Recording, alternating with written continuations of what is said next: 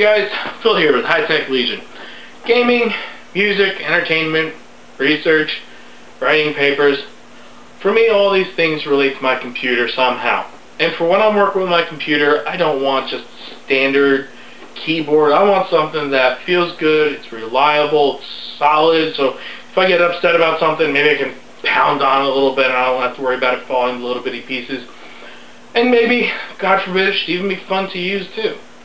For that, I'm going to be taking a look at something new from Cooler Master.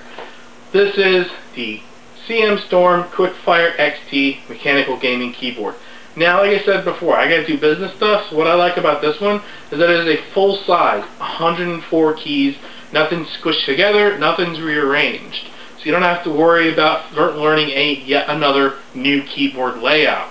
Now, this one's pretty heavy, so I'm excited to see what's inside. Let's take a look.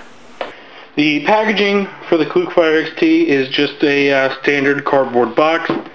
This keyboard happens to have the Cherry MX Blue keys for low key resistance and also with a click for force feedback. Features wise, we have all the keys are Cherry MX with a guaranteed lifetime of at least 50 million keystrokes, so it's going to take quite a few years before this guy wears out. It's supposed to be slim. It also has everything's built onto a steel plate, so it should be really stable. N key rollover, so that you can press as many keys as you want. Unfortunately, that's only on PS2, plugged in via PS2. Command rate can also be adjusted, but again, that's only via PS2. The Windows logo keys can be disabled so you don't mess up your game accidentally. You have media keys, and you can totally disconnect the USB cable. That mostly comes with, it's mostly for like travel, so you don't wind up destroying the cable. You can pack it a lot easier. So let's get this guy out of the box. Alright, I have our little manual. Let's see, we have a USB to PS2 adapter. Up here we have our replacement keycaps. You see this one here is an arrow, and it also happens to be the A key. These are the Storm logos. You can put those over like the over on top of the Windows logo thing. And here we have a key puller to make movement easier. Here's the replaceable USB cable. And now the piece de resistance, the keyboard itself.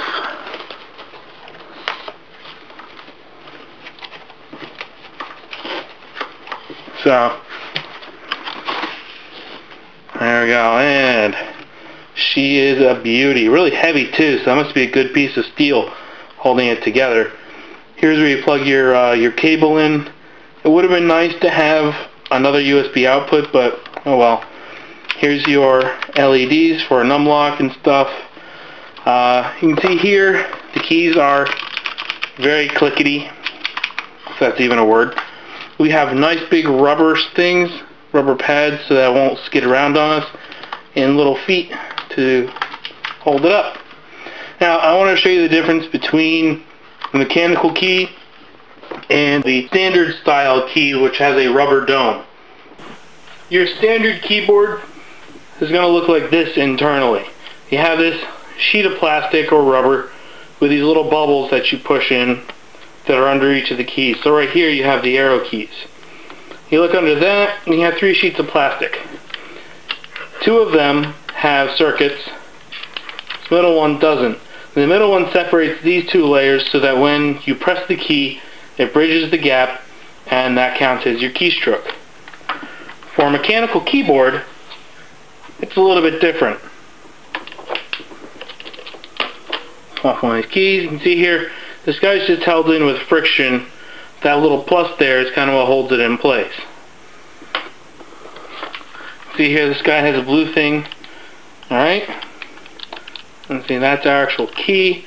Some of these keys will have LEDs. The only key on this keyboard that has an LED is the Windows lock key. You can see the little bit of extra clear plastic right there molded into the keycap. So what you have here is this guy actually has a spring that goes and trips that closes a circuit, and it trips a little metal thing that makes the clicking noise.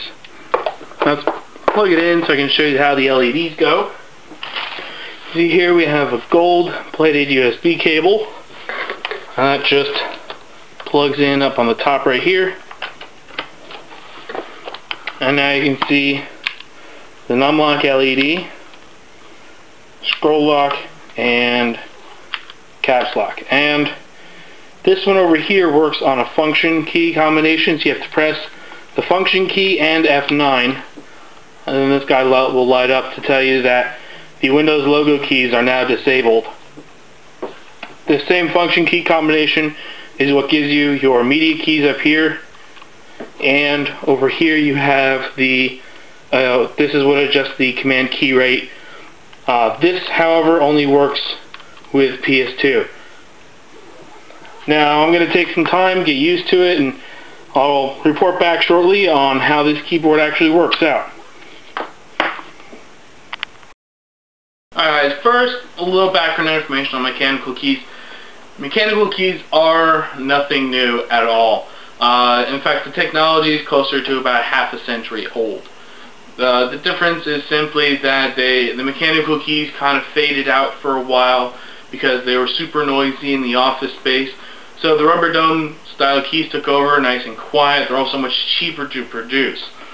But now they're coming back because someone got the idea to start marketing the keys to gamers and enthusiasts. And you know, having the different options in the key styles, being able to say, hey, you know, my favorites are the blues, the browns, the reds, whatever color of key you like best, has really been something that appeals to the consumer market.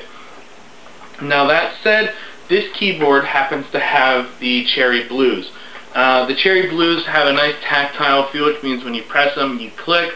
The browns and the greens that are offered on this model also have that. These keyboards also offered with a red, which is meant for gaming, but it has a linear feel, so it's kind of like just sliding something up and down on your keyboard instead of having a progression to a actual physical click feeling. The blues and the greens also come with a really loud, solid click sound. That happens when you press the keys. The browns do not make an audible click. Now, as far as this keyboard itself, specifically the QuickFire XT, it has a nice, smooth, clean layout. The plastic is pretty strong. It's thick and it's solid. It also has a nice, soft finish to it. The layout is pretty clean. I like how the layout is nice and clean because for some reason gaming accessories and peripherals seem to have a mandate that as soon as you tack on the name gaming to something, that mandate it be some kind of gaudy monstrosity. That is not the case with this one. It's just a nice keyboard, very solid. You can use it in the office space and probably nobody would notice that you have anything but a standard keyboard. You can replace the keys as you want. You can move them around, say like instead of using a standard keyboard layout, say you use Dvorak, just use the included keycap puller and you can rearrange things so that you can use Dvorak at will. It's a really solid build. The steel plate inside, the steel back plate means it doesn't flex at all, and it's just everything is built so that it's going to last. Like even the little feet here on a generic cheapo keyboard, these little feet usually last like maybe a month or two. These are made of a much heavier plastic, a thicker plastic too, so there shouldn't be any problems whatsoever with the little feet breaking off. The rubber pads here are also huge and they are very, very grippy, so you don't have to worry about the keyboard sliding around your desk at all either. Now I've had a few days to use this keyboard, and I gotta be honest, like this guy works like a dream. You know, I do a lot of typing at my job, and going back from this to a standard rubber dome keyboard at work, to be honest, I almost wanted to cry leaving this guy behind. It's so huge in the difference in tactile feel. and feedback that you get from the keyboard that you will never think the same about keyboards when you switch over to the mechanical keys. And this guy is no exception. If you're looking for a new keyboard, this is definitely something I would recommend. It'll work for gamers, it'll work for business people. It's all around good. You don't have to worry about some kind of gaudy monstrosity sitting on your desk attracting attention at work. It's just a great build. The only issue might possibly be the price. This guy is $90. So if you're going to invest in a keyboard such as this, you're probably going to want to look, talk to friends, find somebody who has one, and determine which mechanical key you like best for your purposes. If you're doing a lot of gaming, you might not want to go with the blues because they're noisy and the tactile feel can kind of slow you down if you need very fast-paced action. In that case, you probably want something more like the reds or the blacks. But if you're doing a lot of typing, the feedback, the tactile feel on the blues is perfect. So guys, based on my interactions with this keyboard, the build quality, just overall how well it performs, it's very responsive, easy to use, there are no goofy drivers. I'm gonna go ahead and give this guy our High-Tech Legion Editor's Choice Award. So guys, thanks for watching. Again, this has been our review of Cooler Master's CM Storm QuickFire XT full-sized mechanical gaming keyboard. If you like our videos, please be sure to subscribe on YouTube. Also like us on Facebook and follow us on Twitter. If you want to see all our other reviews, check us out on our website. That's www.hightechlegion.com. And if you want to talk to us or ask us questions, just go ahead and hop on our forums and say hello. Thanks for watching and have a great day.